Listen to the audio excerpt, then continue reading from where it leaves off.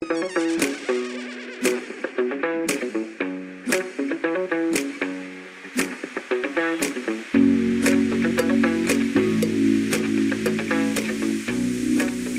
day, my friends. Let's learn something new today. Hey everyone! Today we're tackling a tricky part of English grammar, the present perfect and the simple past tenses. Don't worry, it's not as scary as it sounds. We'll break it down together using simple terms and clear examples.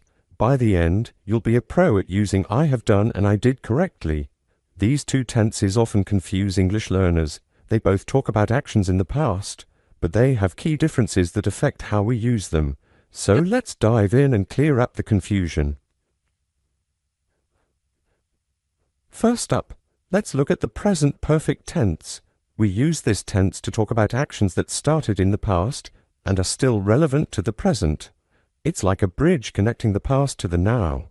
For example, imagine you say, I have visited Paris. This means you went to Paris sometime in the past, and the experience is still important to you.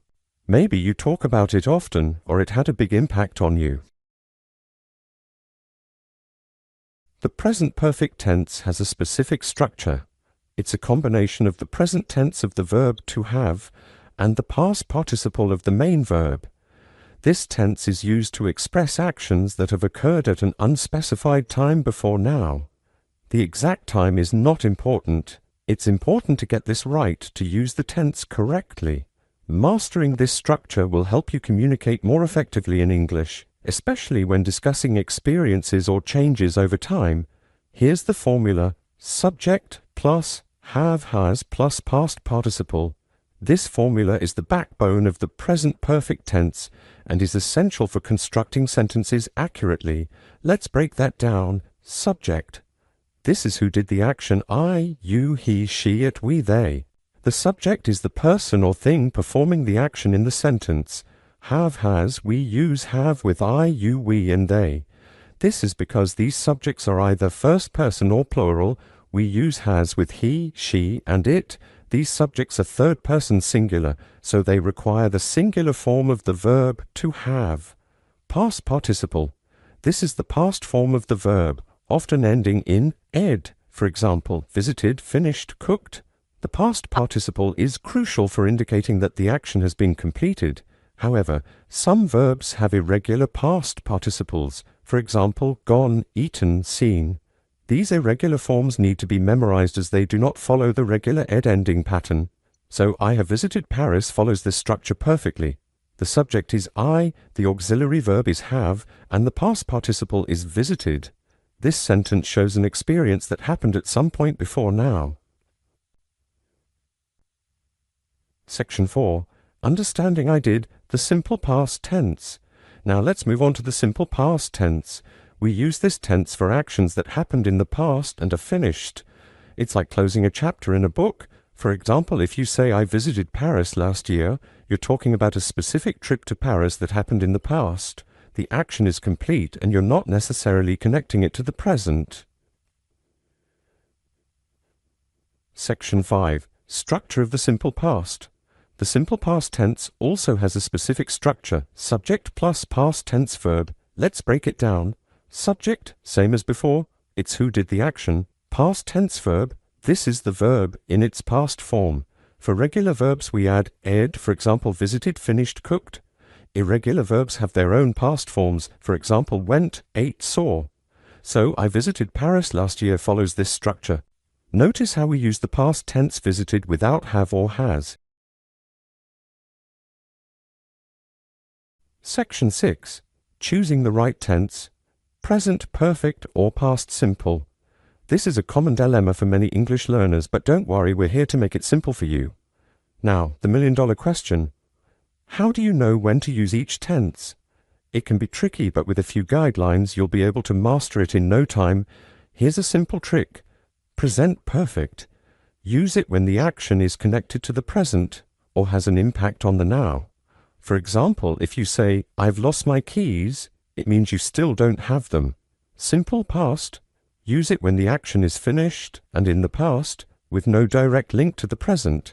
For instance, I lost my keys yesterday. indicates that the event is over and done with. Here are some more examples to help you. Let's start with the present perfect tense. Present perfect. I have eaten breakfast implies I'm not hungry now.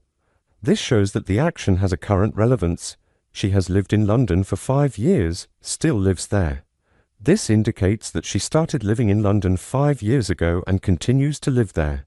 They have finished their homework, can relax now. This means that the homework is done and they are free to do other things. Simple past. I ate breakfast at 8 a.m., specific time in the past. This tells us exactly when the action happened. She lived in London when she was a student, no longer lives there. This shows that her time living in London is a completed chapter of her life. They finished their homework before dinner, action completed in the past. This indicates that the homework was done at a specific time before another event. Remember, the present perfect connects the past to the present, while the simple past is all about actions that are completed and have no direct link to the present. Practice these examples, and soon you'll be using these tenses with confidence. Section 7. Common mistakes and quick tips. In this section, we will explore some of the most frequent errors learners make and provide you with quick tips to avoid them. Whether you're studying in a classroom or enjoying the fresh air in a park, these tips will help you improve your grammar skills. Even with the best explanations, mistakes happen. It's a natural part of the learning process. The key is to recognize these mistakes and learn from them. Let's dive into some common errors and how you can avoid them in your writing and speaking. Here are some common ones and how to avoid them. First, let's talk about using since or for with the simple past tense. This is a mistake that many learners make, but it's easy to correct once you understand the rules. Using since or for with the simple past, these words are used to show duration and a connection to the present, so they should be used with the present perfect tense. For example, you might say, I have lived here for 5 years, not I lived here for 5 years. Remember, these words show duration and connection to the present, so they go with the present perfect. Incorrect, I lived in Paris for 2 years. This sentence implies that the action is completed and has no connection to the present. Incorrect, I lived in Paris for 2 years. Correct, I have lived in Paris for 2 years. This sentence shows that the action started in the past and continues to the present. Correct. I have lived in Paris for 2 years. Now let's move on to another common mistake. Using the present perfect tense with finished time periods. Using the present perfect with finished time periods. If you mention a specific time in the past, you should use the simple past tense. For example, you would say, I saw him yesterday, not I have seen him yesterday. If you mention a specific time in the past, use the simple past. Incorrect, I have seen him yesterday. This sentence is incorrect because yesterday is a finished time period. Incorrect, I have seen him yesterday. Correct, I saw him yesterday. This sentence correctly uses the simple past tense to indicate that the action happened at a specific time in the past. Correct, I saw him yesterday. Quick tips to help you remember these rules. Think about the connection to the present. Does the action have any relevance to now? Think about the connection to the present. If the action has any relevance to now, use the present perfect tense.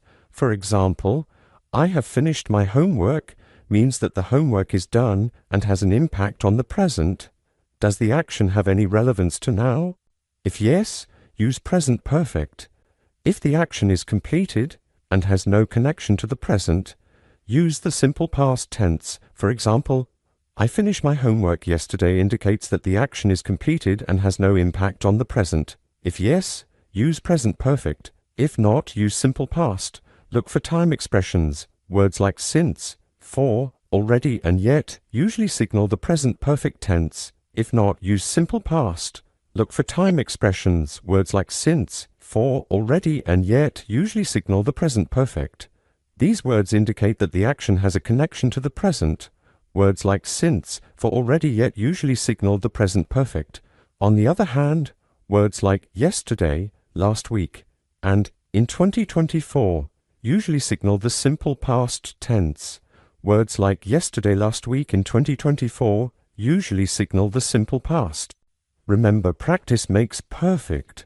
The more you use these tenses, the easier it will become to choose the right one. The more you use these tenses, the easier it will become to choose the right one. Practice regularly and don't be afraid to make mistakes. Each mistake is an opportunity to learn and improve. Good luck and happy grammar-ing. Keep practicing, stay curious, and enjoy the journey of mastering English grammar.